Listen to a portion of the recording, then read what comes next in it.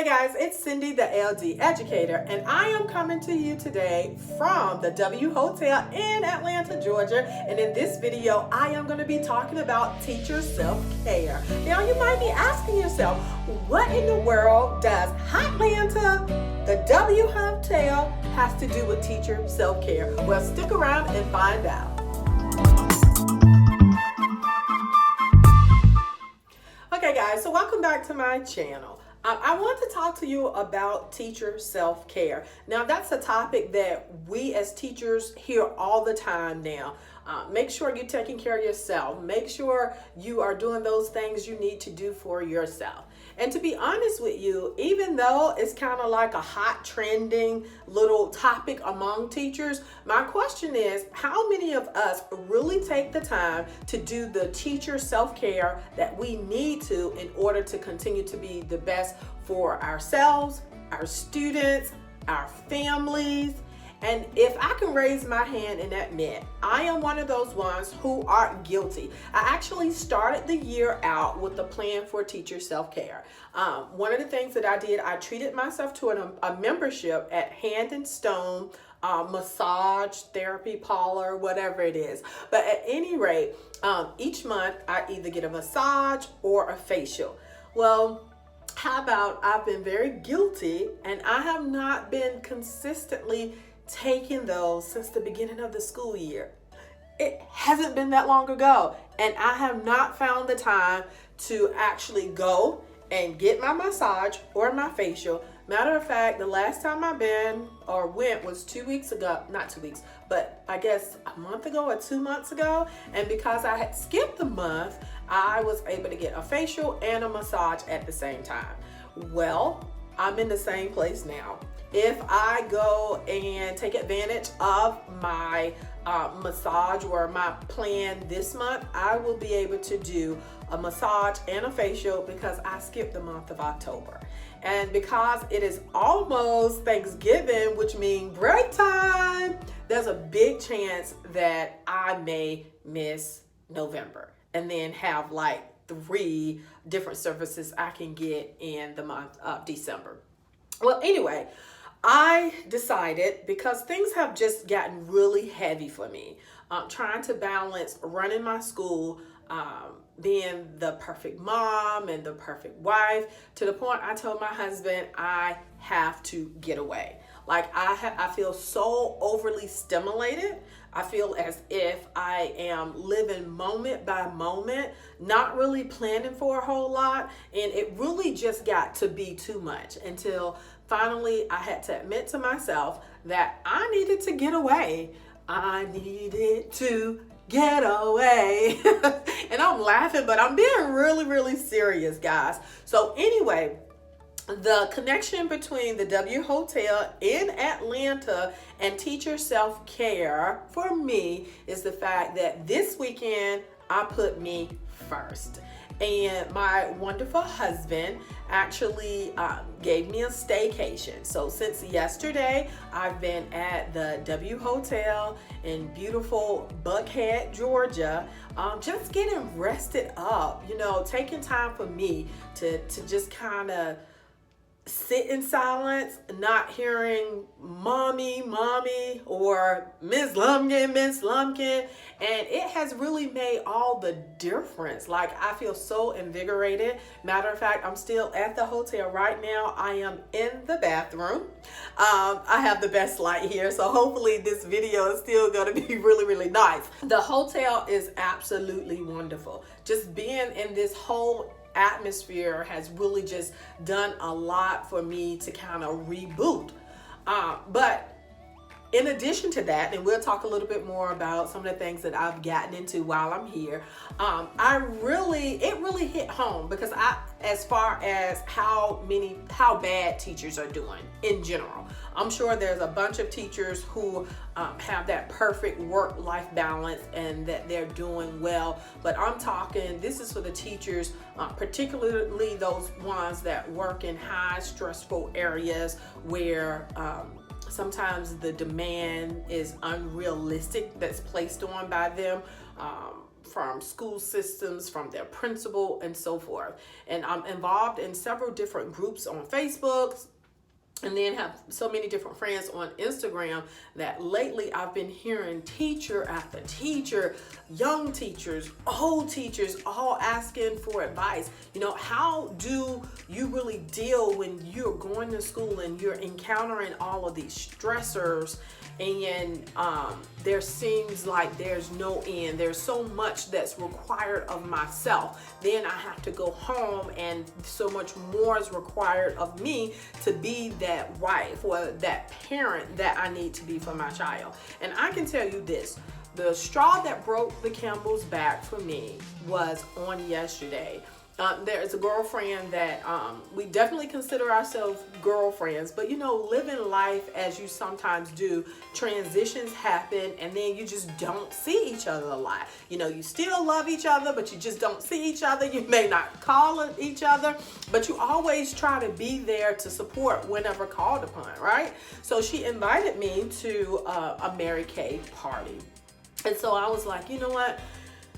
It's going to be a big effort. Matter of fact, it's the same day that I'm supposed to go on my staycation, but I felt like I was really supposed to go because obviously if she's doing this as a business, you know, she's starting out, she needs support from her family and friends. So what happens? I get there, and in the midst of her like just talking about why she decided to do Mary Kay, she said that she resigned her teacher position.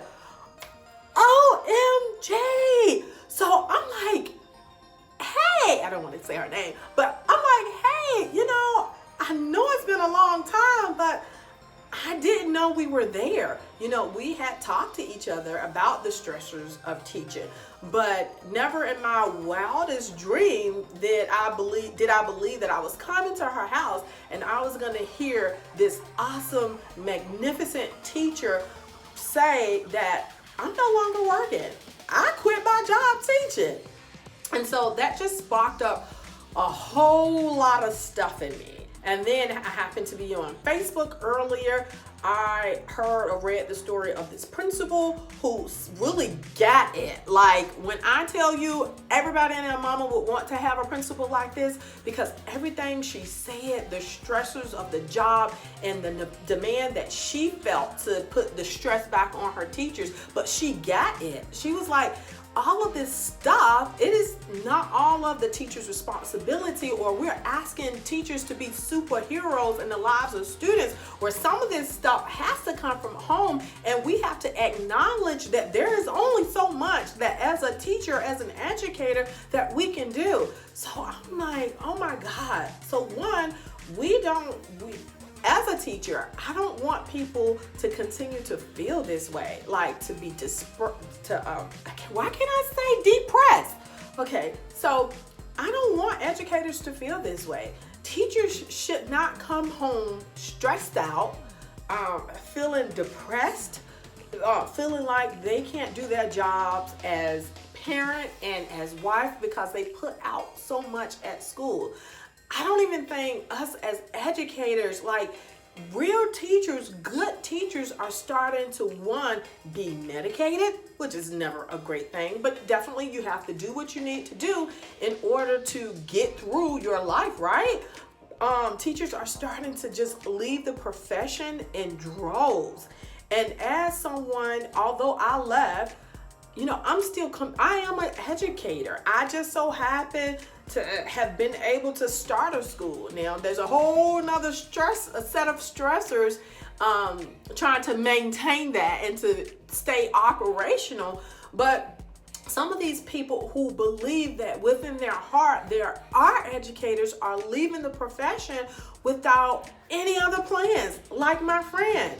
And so she's at this point now, she has developed a plan, and I'm really proud of her because she said that she took a step back and asked, you know, if you could really be doing anything that you wanted to do right now, what would it be? And she said, you know what? When I answered that question for myself, I wanted to be a speech pathologist. So she's using this time to go back to graduate school to get her master's degree in speech pathology. And guess what? I'm sure she's probably going to find her way back into a school system at some point, or do private practice, still working with kids, still working surrounding education, because education is in her. It's a part of her DNA.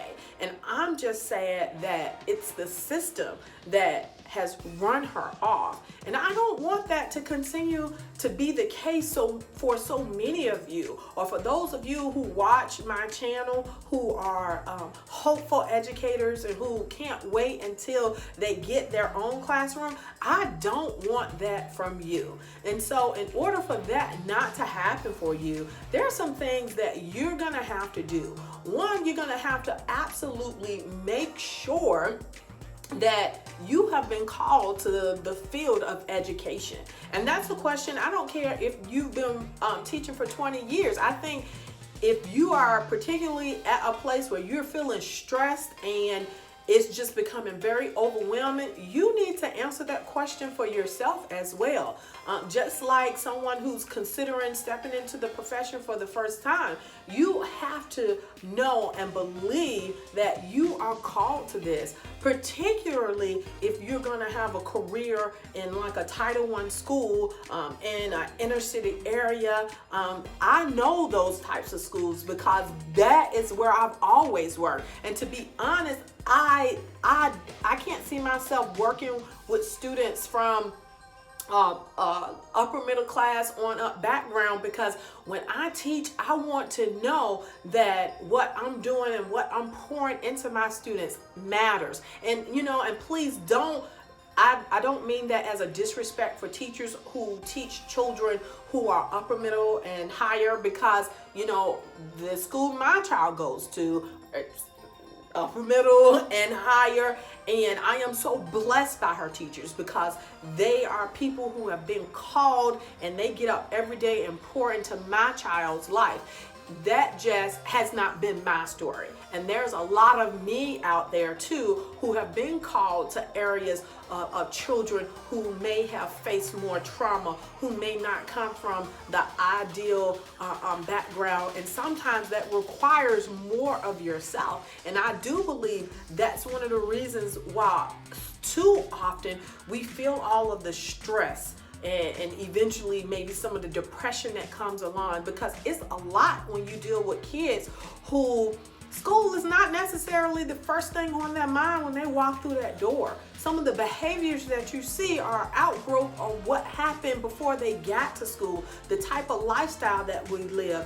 And the sad part is a lot of times, particularly in public schools, they just don't want to address that. And they don't want to say, you know what, our teachers are superheroes, but they can't always compensate for what a child is not getting at home. And instead of saying that, we are beating teachers over the head, saying these kids have to do this and these kids have to do that, when teachers are already working as hard as they can work. And then to see kids who are not performing, it tugs on you when the child you feel like you have poured everything into and they still haven't made progress. So teachers want to see kids make progress. And so it's not easy when you pour all of this out and they're not making the progress that you think, so much less having somebody beat you over the head telling you you're not working hard enough. So in order for you to kind of stay sane, one, you have to make sure that you're made for this profession.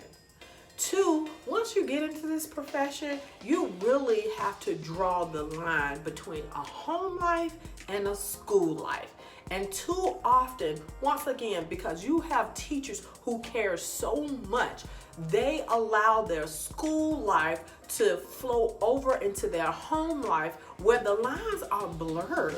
Some teachers don't know how to go home. Some teachers walk into their building with it being dark, and they walk out of their buildings with it being dark and with a book bag or some type of tote with extra work that they're going to do at home when they get home.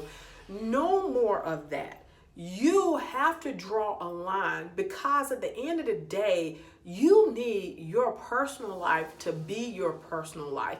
I want to give every teacher who listen to this the permission not to be a superhero, okay? Or at least not the one that society expects you to play.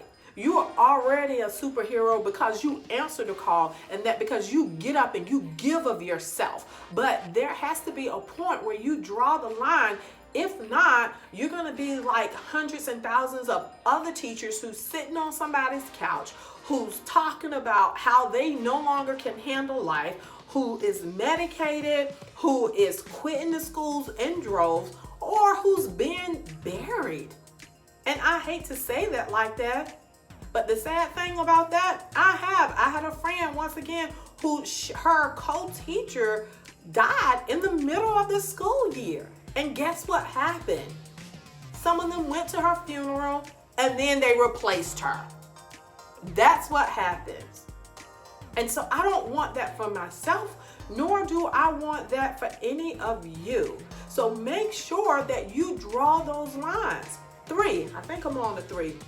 Make sure you're using those personal days. Once again, I can draw from my own experience going back to when I was in teaching in public schools. I think we got 3 personal days a year. And the rule was, or the policy was, that you had to, a couple of days, you had to write a note, tell your principal when you wanted to take your personal day, and he or she had to approve it. Well, I never did that. I probably never took a personal day. One, because I just never took the time to sit and plan out using a personal day. Now, there were times here and there where I took a sick leave day. That wasn't necessarily a result of being sick. But if you're listening to this, I encourage you to take your personal days. Sit down, get a calendar out, take a long weekend, take a Friday, take a Monday. But when you take it, do not replace it with schoolwork. Get by yourself. Do something that invigorates you, whether that is being in nature, going on a hike, whether it's just sitting at your house, not taking a bath, in your underwear. Girl or man, I give you permission to do whatever it is. Don't even allow your children or your husband to manipulate that time. So don't even allow them. Like, when you take that personal day, let it be about you. Don't let it be about an extra day where you can grade papers. Don't let it be a day where you going up to your own child's school, doing whatever it is that you do, or supporting them in whatever way. Make sure it is just about you. Be intentional in everything that you do, even to using your teacher planning. That's another thing. More and more times than not, principals or administrators are taking away teachers' planning time. But if you have that planning time, get away, shut your doors. All of those kids that love you and want to come in and eat lunch with you, some days you have to say no. It's not about you, it's about me, and I need some time. I need personal space. Light a candle, burn some oil, turn off the light, and play some good music. Do anything that will help you de-stress, that will help you bring down your levels of anxiety. We are not superheroes, and we have to do a better job until things change, until policy changes, until the government gets it and give us more money to hire more people, to make these classes a lot smaller, to be able to deal with our babies who have challenging behaviors. Until we get all of the resources and tools we need, we have to take our health, our self-care into our own hands. It is that important. This, as much as we can look at education and poke holes and all the different things that is not going right, how much we need all of this thing. What education cannot afford is to continue to lose people like you and people like me. So I just want to once again press upon you to do what you need to do for teacher self-care. For me, I finally threw my hands up and said, send me to the city, because I like the city. I'm a city girl. I was born and raised in the country, but I'm convinced that, I don't know, I was supposed to be in the city. So I am here in Atlanta in an awesome hotel. And you know what? It is not expensive, or it doesn't have to be expensive. I booked a hotel via, I think Hotwire. And generally you can get hotels for at least 50% off. And I won't share how much I paid because it's a little pricey, but I knew the area that I wanted to be in, and it's still about 40 to 50% off. But I will also say this, you can do what's in your budget. You know, you don't have to be smack dab in the middle of some metropolitan city. Like, you know, you might want something further out, and which it gets less and less and less. And so I would press upon you to do what you need to do, like I am doing what I need to do. And so I just wanted to take this time also to kind of talk a little bit about what I spent my days doing.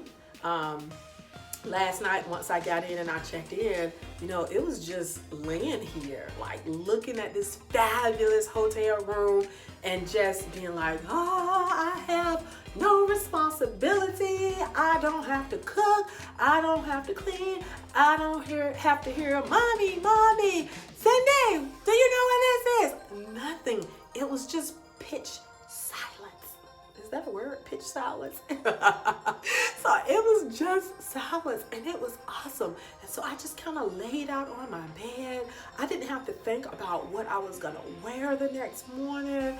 I looked at a little TV. I scrolled up in Facebook a little bit, but it was so wonderful. And then I didn't have to set an alarm clock for today. Like, I can't tell you how freeing it was. And then I went on a little walk.